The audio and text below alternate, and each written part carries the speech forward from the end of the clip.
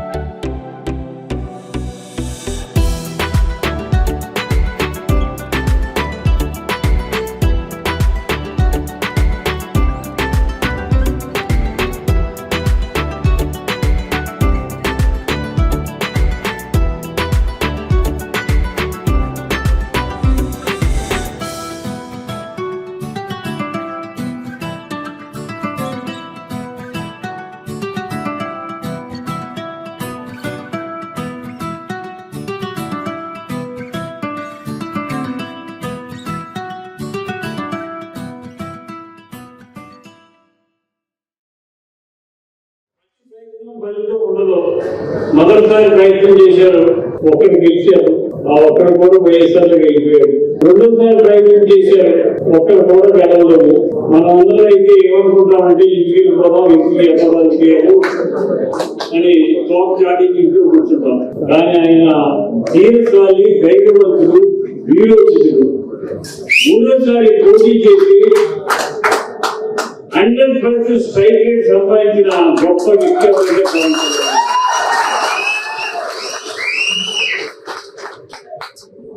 ఆయన 100% strike rate సంపాదించడమే కాదు, ఈ భారతదేశానికి దశ దిశ ఏర్పాటు చేసిన నాయకుడు పవన్ కళ్యాణ్ గారు. కేంద్రంలో నరేంద్ర మోడీ గారితో మాట్లాడి, రాష్ట్రంలో చంద్రబాబు నాయుడు గారితో మాట్లాడి తల ఉంచుకుని తల దించుకుని 21 సీట్లకి ఒప్పుకుని కూటమిని ఏర్పాటు చేసిన మహోన్నత వ్యక్తి పవన్ కళ్యాణ్ గారు. ఆయన చేసిన మంచి పని వలన ఈ రోజు రాష్ట్రం బతికి బట్టగడుతుంది. కేంద్రం నుంచి కోట్లాది రూపాయల నిధులు తీసుకొచ్చి మన రాష్ట్రానికి అందించడానికి కారకుడైన వారు పవన్ కళ్యాణ్. పోలవరానికి కోట్లాది రూపాయలు నిధులు తీసుకురావడం జరిగింది. అత్యంత వేగవంతంగా పనిజరుగుతుంది. 2027 నాటికి పోలవరం ప్రాజెక్ట్ ని ప్రారంభించడానికి సిద్ధపడుతున్నామని చెప్పడానికి చాలా సంతోషంగా ఉంది. రైతులందరికీ శుభవార్త. పేదవారిని ప్రేమ దయ ఆదరణతో చూసే వ్యక్తి ఎవరంటే పవన్ కళ్యాణ్. ట్రైబల్స్ అంటే మహా ఇష్టం. వారు సమాజానికి దూరంగా ఉన్నారు, వారిని సమాజానికి దగ్గరగా చేయాలి అని ఆలోచన చేసే వ్యక్తి.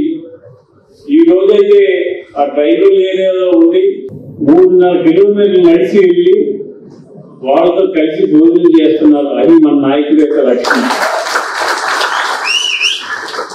ఆయన ఆలోచన ఒకటే, భారతదేశంలో ఆంధ్ర రాష్ట్రం అన్ని రంగాల్లో బాగుండాలి, రాష్ట్రం అభివృద్ధి చెందాలి, యువతకు ఉద్యోగాలు రావాలి, అందరూ న్యాయంగా ధర్మంగా ఉండాలి, కక్షలు కారణ్యాలు పగలు ద్వేషాలు ఉండకూడదు అని చెప్పే నాయకులు మన పవన్ కళ్యాణ్ గారు. ఎక్కడా కూడా అవినీతి అనేది ఉండకూడదు, రాజకీయ నాయకులు అనేవాళ్ళు నీతివంతులుగా ఉండాలి, ప్రజలకు అందుబాటులో ఉండాలి, ప్రజలకు చేరువుగా ఉండాలని చెప్పిన నాయకులు మన పవన్ కళ్యాణ్ గారు. గ్రామాలు బాగుంటుంది, దేశం బాగుంటుంది. గ్రామాలు దేశానికి వెన్నెముగా, ఆ గ్రామాలు బాగుండాలని ఆ శాఖ తీసుకుని బ్రహ్మాండంగా పనిచేస్తున్నారు. ఆయన రాగానే 4,000 కిలోమీటర్లు గ్రామాల్లో సిమెంట్ రోడ్డు వేయడం జరిగింది. మన నియోజకవర్గంలో 9 కోట్ల రూపాయలతోటి ఎన్ఆర్జీఎస్, 7 కోట్ల రూపాయలతోటి ఎన్ఆర్జీఎస్, 5 కోట్ల రూపాయలు ఎన్ఆర్జీఎస్ ఇచ్చిన నాయకుడు మన పవన్ కళ్యాణ్. మనకి మనం ఇప్పుడు ఈ చెప్పిన కోట్లన్నీ కూడా వర్షం జరుగుతుంది. ప్రతి గ్రామంలో కూడా సిమెంట్ రోడ్ వేస్తున్నాం. గ్రామాలన్నీ అభివృద్ధి చెందాలనే ఆలోచనలో ఆయన ఉన్నారు. ఆయన ఆలోచనకు అనుగుణంగా మనం నడుస్తున్నాం. పిఠాపురంలో అత్యధిక మెజార్టీతో గెలిచాను, పిఠాపురాన్ని అభివృద్ధి చేయాలి అన్నారు. నేను ఒక మీటింగ్ లో ఆయన కలిసినప్పుడు వేమవరం కూడా మీదేనండి, వేమవరాన్ని కూడా అభివృద్ధి చేయాలన్నాను.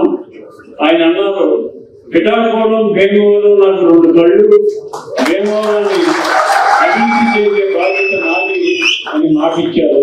త్వరలోనే మన వేమవరం రావడానికి ఆలోచన చేస్తున్నారు. వారిని వేమవరం తీసుకొచ్చి 2 రోజుల నుంచి మన సమస్యలన్నీ కూడా తెలియజేసి మన వేమవరం నియోజకవర్గాన్ని బ్రహ్మాండంగా అభివృద్ధి చేద్దాం. దానికోసం మీరందరూ కూడా సహకరించండి. జన సైనికులు, వీర మహిళలు, మీ పుణ్యమేనమ్మా ఈ రోజు నేను మైకించి మాట్లాడటం కాదు. పోలింగ్ బూత్ల దగ్గర ఉదయం 7 గంటల నుంచి రాత్రి 7 గంటల వరకు అలా నుంచుని జనసేనకు ఓటు వేయాలి, జనసేనకు ఓటు వేయాలి, జనసేనకు ఓటు వేయాలని చెప్పిన మహిళలు మీరమ్మా. అక్కడ మిమ్మల్ని అసహించుకున్నా, సేకరించుకున్నా, భయపడకుండా, లెక్క చేయకోకుండా నిలబడి మీరు నాకు అత్యధిక మెజార్టీ ఇవ్వడానికి కారకులయ్యారు. మీకు ఎప్పుడు కూడా చర్చ వచ్చి నమస్కరిస్తాను. జన సైనికులు ఇతర రాష్ట్రాల నుంచి, ఇతర దేశాల నుంచి ఓటు వేయడానికి వచ్చారు యువకులు. ప్రచారానికి వెళ్ళినప్పుడు ఒక 95 సంవత్సరాల ముసలాయన కమిషన్ నాకు ఎదుర్చాడు. తాతా నువ్వు ఎవరికి ఓటేస్తావంటే గ్లాసులు ఓటేస్తానని చెప్పాడు. అంటే ప్రతి ఒక్కరి గుండెల్లో నాటుకుపోయిన వ్యక్తి ఎవరంటే మన పవన్ కళ్యాణ్. అటువంటి వ్యక్తిని మనం చూడము. ఆయన భగవంతుడు ఆయుధాలకు ఐశ్వర్యాలు ఇచ్చి 10 కాలాల పాటు ఉంటే మన రాష్ట్రాన్ని ఎక్కడికో తీసుకెళ్లిపోతారు. దాంట్లో ఏమాత్రం సందేహం లేదు. వారు చెప్పేది ఒకటే, రాష్ట్రం అన్ని రంగాల్లో అభివృద్ధి చెందాలి అంటే ఓటు చేయకుండా ఐక్యతగా ఉంటేనే మనకు అవకాశం వస్తుందని తెలుసు వంచి కల వంచి 21 సీట్లు ఒప్పుకుని ఎన్డీఏ కూటమిని ఏర్పాటు చేసి ఈ రాష్ట్రానికి మంచి భవిష్యత్తు ఇచ్చిన మహానాయకుడు ఎవరంటే పవన్ కళ్యాణ్. అటువంటి కళ్యాణ్ గారు వాళ్ళ 13వ ఆవిర్భ కార్యక్రమం చేసుకుంటున్నాం. ఆయన పార్టీ పెట్టినప్పుడు ఎంతమంది ఉన్నారు, ఆయన పోటీ చేసినప్పుడు ఎంతమంది ఉన్నారు, ఇప్పుడు ఎంతమంది ఉన్నారు అని లెక్క చూస్తే ఆంధ్ర రాష్ట్రం అంతా ఆయన మీద ఎదురు చూస్తుంది, ఆయనే కావాలని కోరుకుంటుంది. అంచేత మీరందరూ కూడా మన పవన్ కళ్యాణ్ గారు జనసేన పార్టీలో ఉన్నామంటే గర్వంగా ధైర్యంగా చెప్పుకునే అవకాశం వస్తుంది. ఇది ఏ పార్టీ అంటే జనసేన చెప్పుకుని ధైర్యంగా చెప్పుకునే అవకాశం వచ్చింది. జనసేన పార్టీలో ఉండడం వల్ల మీ గౌరవం పెరుగుతుంది. ఆటోల మీద, కార్ల మీద వెనకాల రాసి ఉంటుంది కళ్యాణ్ గారు తాలూకు కానీ, పిఠాపురం ఎమ్మెల్యే గారు తాలూకు కానీ రాసుకుంటున్నారు. మీరు అంజబాబు గారు తాలూకు మీకు ఏ సమస్య వచ్చినా, ఏ అవసరం వచ్చినా, ఏ పని వచ్చినా నిర్భయంగా చేసి పెడతారు. ఎవరు వచ్చినా, ఏ ఇబ్బంది వచ్చినా, ఏ అవసరం వచ్చినా, ఏ పని వచ్చినా చేయడానికి సిద్ధంగా ఉన్నాను. ఉదయం 9 గంటల నుంచి రాత్రి 9 గంటల వరకు నా ఆఫీస్ తెరిచి ఉంటుంది. మీరెవరు నిర్భయంగా ధైర్యంగా వచ్చి నాతో పనిచేసుకోండి. హ్యాపీ బర్త్డే విషెస్ చెప్తాను. మన పుట్టినరోజు ఎన్నికల్లో 5 రోజు మనకి మన పుట్టినరోజు ఎంత గర్వంగా జరుపుకుంటామో అంత గర్వంగా ఫీల్ అయ్యే రోజు మన జనసేన పార్టీ. చాలా రోజులు పోరాటం చేశాం. జనసేన పార్టీ అంటేనే చాలా పోరాటాలు. కళ్యాణ్ గారితో పాటు ప్రతి ఒక్కరు నడిచారు. పోరాటం నుంచి పరిపాలనకు వచ్చాం. పరిపాలనకు వచ్చిన తర్వాత మనం ఏం చేయాలి, ఎలా చేయాలి, ఇది కూడా జనసేన నాయకత్వం మార్పు చూపించింది రాష్ట్రంలో. మీరు అందరూ అర్థం చేశారు. మీరు పని చేసే విధానంలో కళ్యాణ్ గారు విలీన నాయకులు కావాలి అని రాష్ట్రం అంతా మళ్ళీ కోరిక విధంగా జనసేన అంటే పని చేసే నాయకత్వం ఉన్నామని చెప్పి మళ్ళీ గుర్తుకు తీసుకొచ్చిన ఒక వ్యక్తి పవన్ కళ్యాణ్ గారు. ఎందుకంటే ఈరోజు ఆయన ఎక్కడ జరుపుకుంటారో బాధిపోతు దినోత్సవం అంటే పాలేరు గిరిజన ప్రాంతంలో రోడ్లు లేని చోట రోడ్లు వేయించి అక్కడికి వెళ్ళి రోడ్లు పరిశీలించి వాళ్ళతో మా ఆయుర్వేద దినోత్సవం రోజు కూడా ప్రజలకు పని చేసామని చెప్పే విధానంలో ఈరోజు అక్కడ చేయడం చాలా గర్వకారణంగా ఫీల్ అవుతున్నాను. ఎన్ని సమస్యలు ఉన్నా కూడా నేనున్నాను, నేను వస్తాను మీ దగ్గరికి, రాష్ట్రం బాగుండాలి, తర్వాత అందరూ బాగుంటారు మంచి ఉద్దేశంతో ఒక కార్యక్రమాలు చేయడం, ఎట్టి పరిస్థితుల్లో రాష్ట్రం ఇబ్బంది పడకూడదు. అందుకని ఓటు చేరడం వ్యతిరేక ఓటుని ఎవరు అడగకుండా కూటమి చేసే ప్రయత్నం చేసి ఈరోజు కూటమి పరిపాలన తీసుకొచ్చి రాష్ట్ర భవిష్యత్తుని మంచి బంగారు భవిష్యత్తును మార్చే ప్రయత్నం చేసి ఒక జనసేన పార్టీ కష్టజీవుల పార్టీ, జనసేన పార్టీ శ్రమజీవుల పార్టీ, జనసేన పార్టీ యువకుల party, Janasena party common party, Janasena party పేదల పార్టీ, శ్రామికుల, కర్షకుల, కార్మికుల చెమట చుక్కల నుంచి ఈ జనసేన పార్టీ పుట్టింది. పేదవాడి ఆకలి మంటల నుంచి ఈ జనసేన పార్టీ పుట్టింది. జనం గుండె సప్పుడే జనసేన. మరి కొంతమందికి కులాలంటే పిచ్చి, కొంతమందికి మతాలంటే పిచ్చి, కొంతమందికి ప్రాంతాలంటే పిచ్చి, కొంతమందికి పదవులంటే పిచ్చి, కొంతమందికి డబ్బులంటే పిచ్చి. మన జనసేన పార్టీ అధినేత కొణిదెల పవన్ కళ్యాణ్ గారికి దేశం అంటే పిచ్చి, జనం అంటే పిచ్చి. జనసైనికులకి వీర మహిళకి పవన్ కళ్యాణ్ అంటే పిచ్చి, జనసేన పార్టీ అంటే పిచ్చి. మానవత్వం ఉద్యమిస్తే పవన్ కళ్యాణ్, కర్తవ్యం కలిసిస్తే పవన్ కళ్యాణ్, చైతన్యం సిగిరిస్తే పవన్ కళ్యాణ్. పవన్ కళ్యాణ్ ఒకటి అన్నాడు, నేను ఒక దుర్గాన్ని, నేను ఒక భూతాన్ని, నేను ఒక ఇటుక వేదాన్ని, నా గమ్యం, నా లక్ష్యం, ప్రయాణం అడిగిన సాధ్యం. ఆయన పుట్టుక దేశం కోసం, ఆయన బతుకు జనం కోసం, ఆయన చావు ధర్మం కోసం.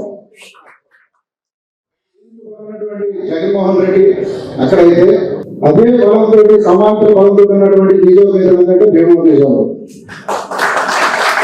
అటువంటి వైఎస్ఆర్సీపీ నాయకుల్ని ఎదుర్కొంటూ స్టేషన్ ఒక కార్యకర్తకి ఏదైనా ఇబ్బంది వచ్చి స్టేషన్ తీసుకెళ్తే పోలీస్ స్టేషన్కి మేము వెళ్తే మమ్మల్ని అంటున్న వాళ్ళు లేకపోతే గౌరవ చూసేవారు మా స్టేషన్ లో. ఎస్ఐ కానివ్వండి, సిఐ కానివ్వండి, ఒక ఎస్ఐ కూడా మనం కూర్చోబడేవారు కాదు. మీ కార్యకర్త వాడి పేరు మీకు అందరికీ తెలియదు ఉంటుంది. అయినా రోజు 2 సార్లు వెళ్ళి అవమానం వచ్చినా సరే కూర్చొని స్టేషన్ లో కూడా కూర్చోమని పలకించడం కూడా కాదు.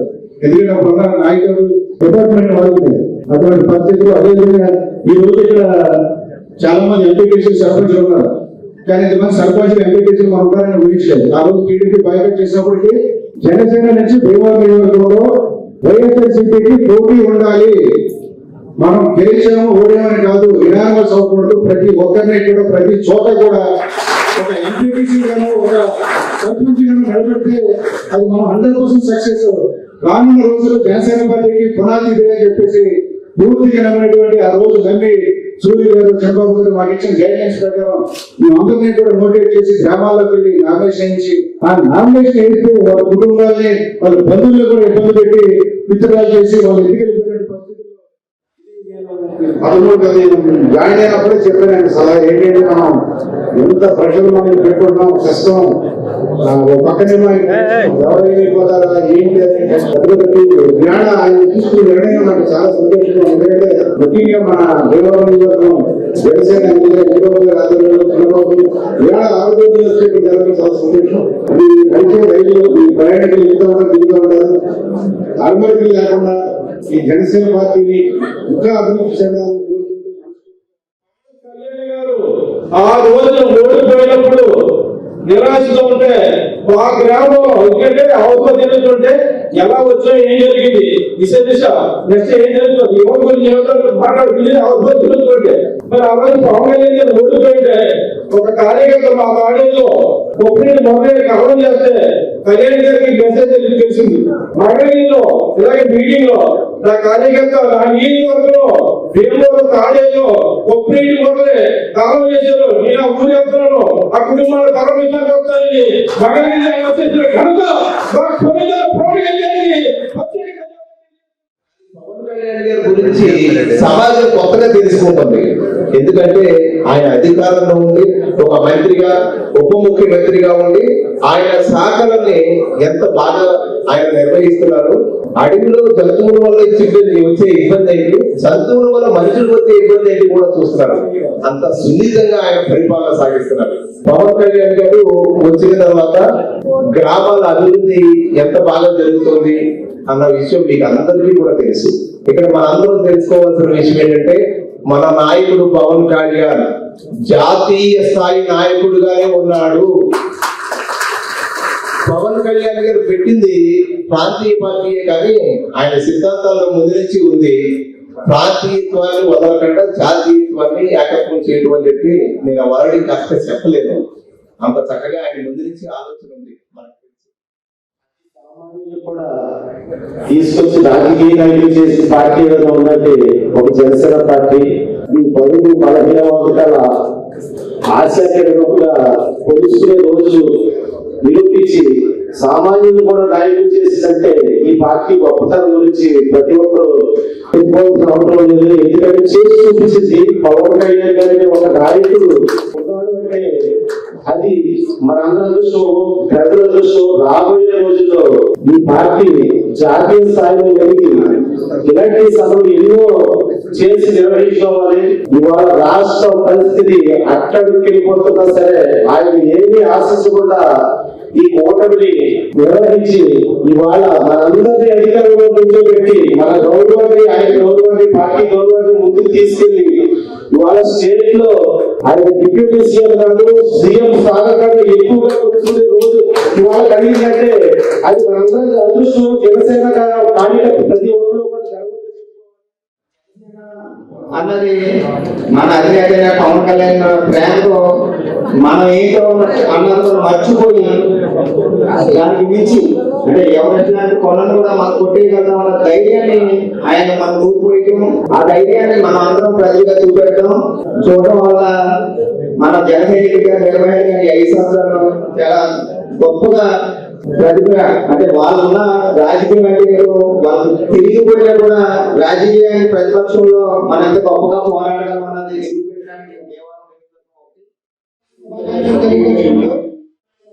పంటలు లేరు.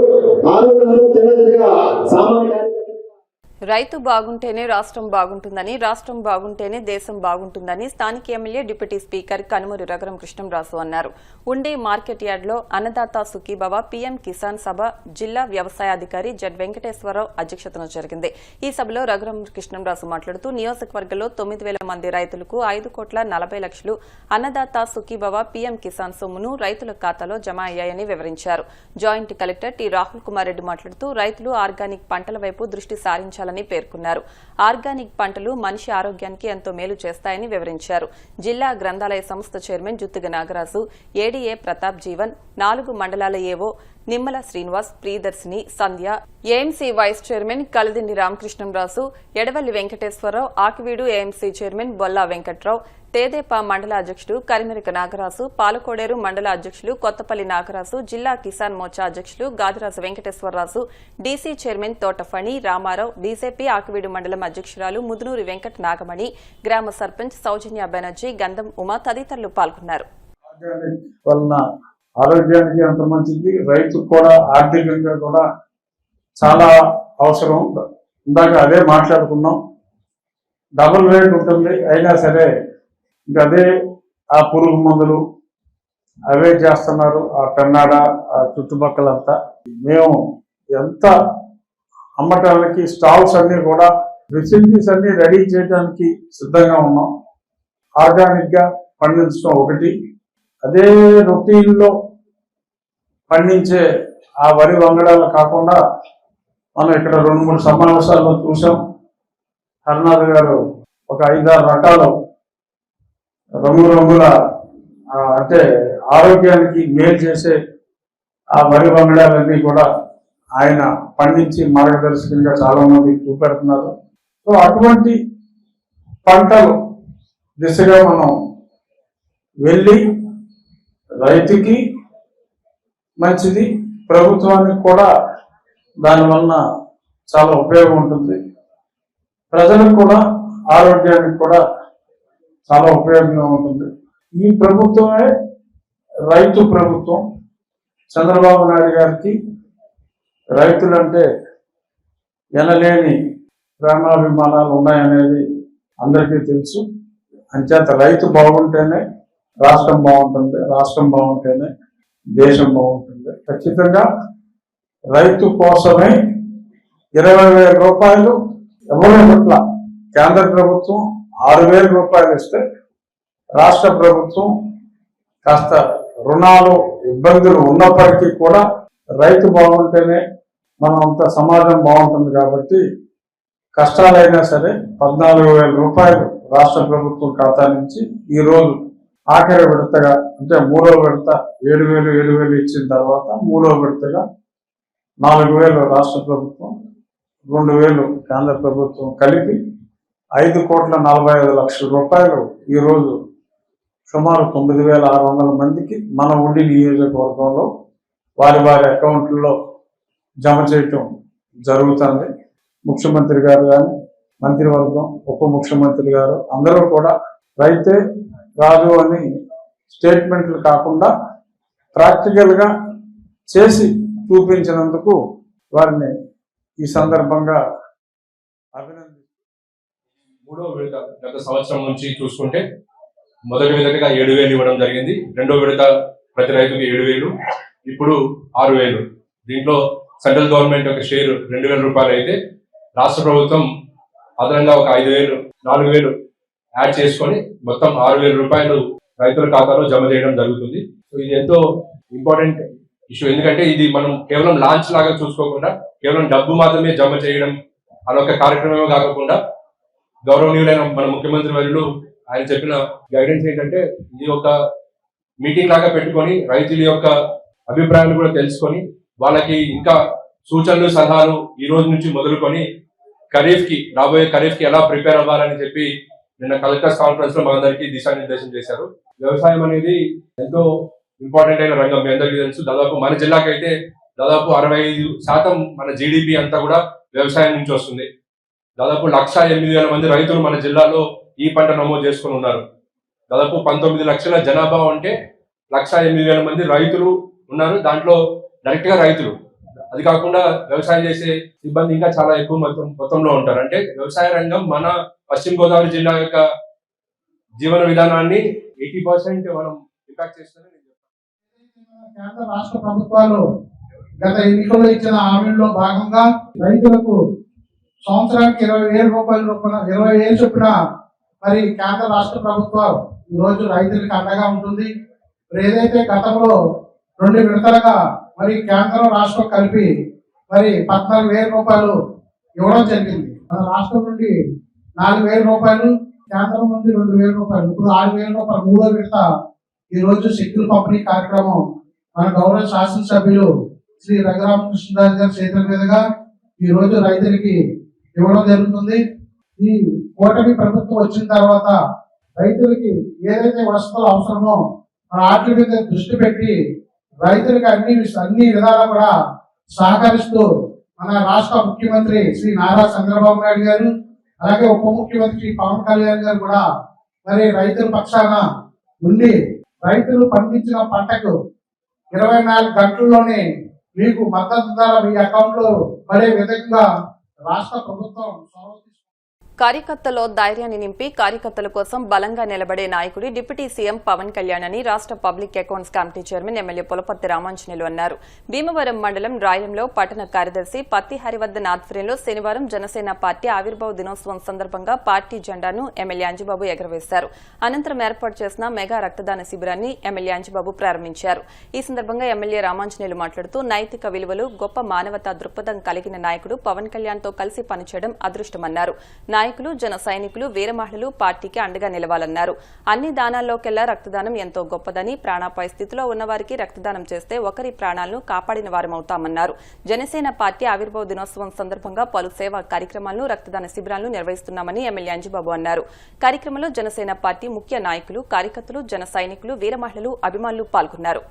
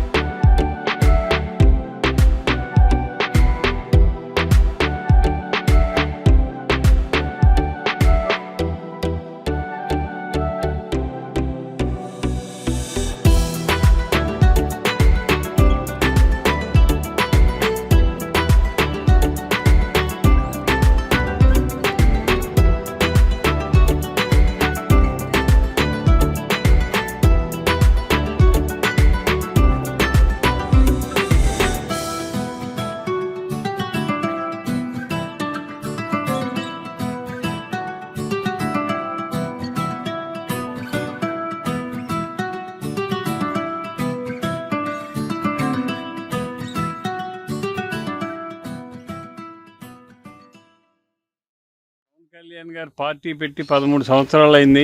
ఎన్నో ఒడిదుడుకులు, ఆటుపోట్లు భరించి ముందుకు వెళ్ళి నెంబర్ 1 స్థానంలోకి రావడానికి అవకాశం కలిగింది. ఆయన నిబద్ధత, ఆయన ధైర్యము, ఆయన ఆలోచన విధానమే ఈరోజు ఈ పరిస్థితి రావడానికి కారణం. వారి ఆలోచన ఒక్కటే, రాష్ట్రం బాగుండాలి, రాష్ట్రంలోని ప్రజలందరూ బాగుండాలి అనే ఆలోచనతో ఆయన కార్యక్రమం చేశారు. ఆ కార్యక్రమంలో భాగంగానే ఎన్డీఏ కూటమి ఏర్పాటు చేశారు. ఎన్డీఏ కూటమి ఏర్పడటం వల్ల ఇటు రాష్ట్రంలోనూ అటు కేంద్రంలోనూ మన పార్టీకి మంచి బలం ఏర్పడింది. దాని ద్వారా ఎన్నో నిధులు తీసుకొచ్చి రాష్ట్రాన్ని అభివృద్ధి చేయడానికి అవకాశం కలిగింది.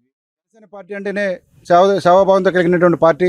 జనసేన అధినేత ఆశయాలు, సిద్ధాంతాలకి కట్టుబడి లోబడి పనిచేసేటువంటి కార్యకర్తలు ఎవరు ఉన్నారు? జనసేన పార్టీ కార్యకర్తలు సుమారు 100 మందితోటి బ్లడ్ క్యాంప్ ఏర్పాటు చేసి పార్టీ యొక్క సిద్ధాంతాలని, ఆయన యొక్క ఆశయాల్ని ముందుకు తీసుకెళ్లే విధంగా మరి ఏ విధంగా తీసుకెళ్లాలని జనసేన పార్టీ 13వ ఆవిర్భావ దినోత్సవాన్ని పురస్కరించుకుని మా రాయలం గ్రామంలో పత్తి హరివర్ధన్ గారి ఆధ్వర్యంలో రెడ్ క్రాస్ సొసైటీ నందు బ్లడ్ క్యాంప్ ఏర్పాటు చేయడం జరిగింది. బడుగు బలహీన వర్గాల వారి కోసం తన విలాసవంతమైన జీవితాన్ని త్యాగం చేసిన ఏకైక నాయకుడు కొణిదెల పవన్ కళ్యాణ్ అని ఉమ్మడి పశ్చిమ గోదావరి జిల్లా గ్రంథాలయ సంస్థ చైర్మన్ జుత్తుగ నాగరాజు అన్నారు. జనసేన పార్టీ 13వ ఆవిర్భావ దినోత్సవం సందర్భంగా ఉమ్మడి పశ్చిమ గోదావరి జిల్లా గ్రంథాలయ సంస్థ చైర్మన్ నాగరాజు ఆధ్వర్యంలో ఉండి గాంధీ బొమ్మ సెంటర్లో జనసేన స్తూపాన్ని ఆవిష్కరించి జెండా ఎగరవేశారు. అనంతరం కేక్ కట్ చేసి సంబరాలు జరుపుకున్నారు. ఈ సందర్భంగా జుత్తుగ నాగరాజు మాట్లాడుతూ 13వ జనసేన పార్టీ ఆవిర్భావ దినోత్సవ శుభాకాంక్షలు జన సైనికులకు వీర మహిళలకు తెలిపారు. దేశంలో 100% స్ట్రైక్ రేటుతో గెలిచి రాష్ట్రంలో పంచాయతీరాజ్ శాఖలో పెను మార్పులు తీసుకొచ్చి పేద మధ్యతరగతి వారికి త్రాగునీరు, మౌలిక వస్తువులు ఎటువంటి ఇబ్బందులు లేకుండా ఉప ముఖ్యమంత్రి పవన్ కళ్యాణ్ అభివృద్ది చేస్తున్నారని కొనియాడారు. విలాసవంతమైన జీవితాన్ని వదులుకుని బడుగు బలహీన వర్గాల పేద ప్రజల కోసం ఆయన జీవితాన్ని త్యాగం చేసి రాజకీయాలకు వచ్చారని పవన్ కళ్యాణ్ బడుగు బలహీన వర్గాల ఆశాజ్యోతి అని అన్నారు. ఈ కార్యక్రమంలో జనసేన పార్టీ ఉండి మండల అధ్యక్షులు ఎడవల్లి వెంకటేశ్వరరావు, గ్రామాధ్యక్షులు వెంకటేష్, ఉండి మండల ప్రధాన కార్యదర్శి బ్రహ్మానందం, ఉండి మండలం ఉపాధ్యక్షులు సుబ్బరాజు, ఎర్ర రవి, పెదపుల్లేరు సొసైటీ డైరెక్టర్ పాటూరు మోహన్, అడప గణేష్ తదితరులు పాల్గొన్నారు.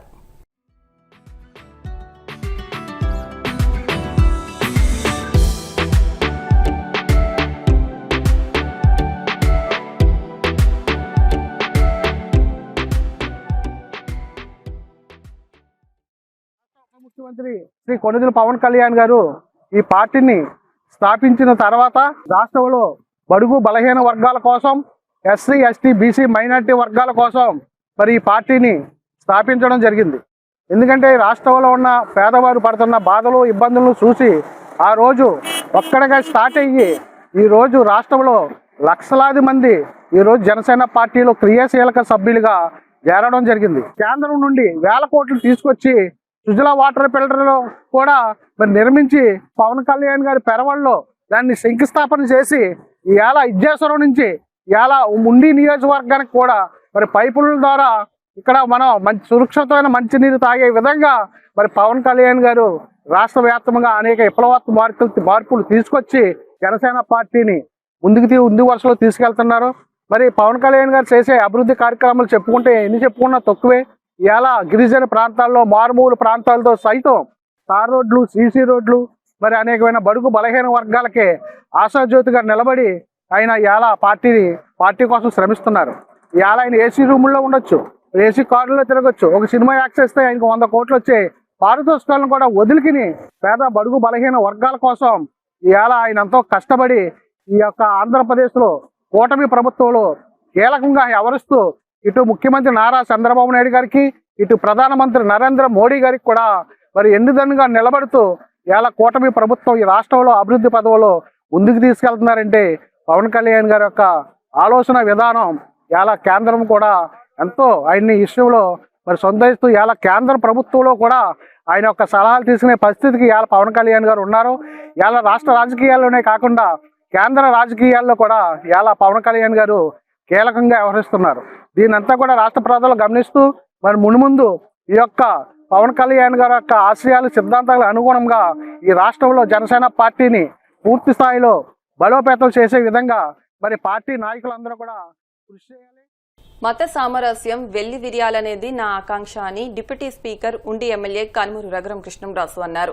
కాళ్ల మండలం పెదమీరన్ తన క్యాంపు కార్యాలయంలో ఏర్పాటు చేసిన మీడియా సమావేశంలో ఆయన మాట్లాడుతూ ఆకివీడ్లోని రామాలయాన్ని భక్తుల సహకారంతో నిర్మించనున్నట్లు ఆయన చెప్పారు. అక్కడ రామాలయం శిథిలమైందని, రాములవారి పురాతన విగ్రహాలు ఉన్నాయన్నారు. ఆ ప్రాంతంలో రామాలయం నిర్మించాలని రామభక్తులు కోరుతున్నారన్నారు. భక్తుల కోరిక మేరకు వచ్చే శ్రీరామనవమి నాటికి రామాలయం నిర్మిస్తానని స్పష్టం చేశారు. రాముని ఆరాధించే హిందూ ధార్మిక సంస్థల ఇన్ఛార్జిగా అంటే వారి నేతృత్వంలో, వారి సారథ్యంలో ప్రముఖ శిల్పి, తిరుమల తిరుపతి దేవస్థానంలో ముఖ్య స్థపతిగా, శిల్పారామం చీఫ్ ఎగ్జిక్యూటివ్ గా ఎన్నో సంవత్సరాలు పనిచేసిన శివనాగిరెడ్డి గారు శిల్పశాస్త్రం మీద, ఆయన ఆర్కియాలజిస్టు, శిల్పశాస్త్రం మీద ఎన్నో పుస్తకాలు రచించిన వ్యక్తి, కొన్ని వందల దేవాలయాలు నిర్మించిన వాస్తు శిల్పి, స్థపతి. వారితో పూర్తిగా రాతి కట్టడంతో, అంటే కొన్ని వందల సంవత్సరాలు నిలబడి ఉండేలా పూర్తిగా రాతి కట్టడంతో, అక్కడ స్థలం తక్కువ ఉంది కాబట్టి ఆ స్థలంలోనే అత్యంత సుందరంగా పూర్తిగా రాతితో రామాలయాన్ని అక్కడ నిర్మించాలంటే ఎంత అవుతుంది అని కూడా అడగటం జరిగింది. అత్యంత శోభాయమానంగా చిన్నగానే ఉన్నప్పటికీ కూడా అత్యంత శోభాయమానంగా జాగ్రత్తగా నిర్మిస్తే సుమారు 65 లక్షలు ఆ ప్రాంతంలో 2 అంతస్తులుగా వస్తుంది. గోపురం 65 అని ఒక రఫ్ అంచనా. అత్యంత సౌందర్యవంతంగా ఆ ప్రాంగణంలోకి వెళ్తే ప్రశాంతతగా ఉండే విధంగా ఆలయం నిర్మించవచ్చు అని చెప్పడం జరిగింది. నా ఆలోచన ఏంటంటే మీడియా మిత్రులతో కూడా అలాగే మీ ద్వారా ప్రజలతో పంచుకునేది, ఎవరు కూడా 10,000 రూపాయలు దాటకుండా, మాక్సిమం డొనేషన్ 10,000, మినిమం 100 రూపాయలు. ఎందుకంటే ఎక్కువ మంది ప్రజలు ఇందులో పార్టిసిపేట్ చేయాలి. మన ఉండి ప్రాంతం వారే కాదు, ఆంధ్రప్రదేశ్ ఆరు తెలుగు రాష్ట్రాలు ఆరు రాముని ఆరాధించేవారు ఎవరైనా కూడా 100 రూపాయలు వారి వంతు కాంట్రిబ్యూషన్ గా ఇస్తే హిందూ ధార్మిక సంస్థల అంటే అయోధ్యలో రామ మందిరం ప్రభుత్వ సహకారం లేకుండా కేవలం భక్తుల సహకారంతో నిర్మించారు. ఎప్పుడైతే ఆ అనౌన్స్మెంట్ వచ్చిందో, ఆ అనౌన్స్మెంట్ వచ్చినప్పటికీ 10 నెలలు సమయం నేను పార్లమెంట్ సభ్యుడిగా గడిచింది. అప్పట్లో ఆ 10 నెలల జీతం నేను నా అకౌంట్లోనే ఉండి ఉన్నందువల్ల నేను మొట్టమొదటి 10 నెలల జీతం అయోధ్య రామ మందిరానికి నేను చెక్ రూపంలో అప్పట్లో పంపించడం జరిగింది. ఆటవీల్లో ఈ రామ మందిర నిర్మాణానికి వ్యక్తిగతంగా నా వంతు సహకారం నేను అందిస్తాను. ఎంత ఖర్చు అయినా, ఖర్చు ఎక్కువైనా భక్తుల సహకారంలో ఎంత గ్యాప్ ఉంటే అంత గ్యాప్ కూడా ఫిల్ చేస్తాను. గ్యాప్ ఉండే అవకాశం లేదు, ఎందుకంటే నాకు అంతమంది ఫోన్లు చేయటం జరిగింది. సో ఎటువంటి ప్రభుత్వ సహకారం లేకుండా రాముని ఆరాధించే, రామతత్వాన్ని గౌరవించే భక్తుల సహకారంతో ఆ ఆలయం నిర్మించాలి అని నా భావన. భద్రాచలంలో రామాలయం నిర్మించిన కంచెర్ల గోకన్న రామదాసు కూడా చాలా కష్టాలు వచ్చినాయి. రాజకీయంగా కొన్ని ఇబ్బందులు వస్తే రావచ్చు. సంకల్పం మంచిది. ఈ శ్రీరామనవమి నాటి నేను రాబోయే 1-2 రోజుల్లో ఆ హిందూ ధార్మిక సంస్థలు ఎవరైతే రామతత్వాన్ని బోధిస్తున్నారో ఆ రామతత్వాన్ని బోధించే, రాముని ఆరాధించే ఆర్గనైజేషన్స్తో మాట్లాడి వారి బ్యాంక్ అకౌంట్ కూడా వారి నేతృత్వంలోనే ఉండేలాగా అంత పారదర్శకంగా వారి నాయకత్వంలో స్థపతి డిజైన్లన్నీ కూడా స్థపతి గారి నేతృత్వంలో డిజైన్లన్నీ ఫైనలైజ్ చేసి ఆ దేవాలయం సాధ్యమైనంత తొందరగా నిర్మించాలనేది, వచ్చే శ్రీరామనవమి నాటికి పూర్తి చేయాలి అనేది కోరిక. అక్కడ ఇంకా ఇతర కులాల వారు కూడా 100 మీటర్ల పరిధిలోనే ఇతర సామాజిక వర్గాల వారు కూడా ఉన్నారు. ఒక దేవాలయం అంటే ఇప్పుడు కాలకూరులో మన గుడి ఉందంటే అది కాలకూరులకు కాదు, రాష్ట్రం అంతా కూడా అక్కడికి వస్తూ ఉంటారు. మా ఊళ్ళమ్మ గుడి అంటే భీమవరం వల్లే కాదు, రాష్ట్రం అంతా కూడా ఆ గుడికి వస్తూ ఉంటారు. అలాగా ఇది ఏదో ఒక కాలనీకో ఒక 10 కుటుంబాలకో సంబంధించింది కాదు. రాముడు ప్రజల ఆస్తి. అక్కడ రామాలయం అందరికీ కూడా, బయట నుంచి వచ్చే వాళ్ళకు కూడా అక్కడ రామాలయం అనేది చక్కటి ప్రమాణాలతో, వాస్తు పరిజ్ఞానంతో చక్కటి రామాలయాన్ని అక్కడ నిర్మించడం జరుగుతుంది. ఇప్పుడు కాసేపు ప్రకటనలు.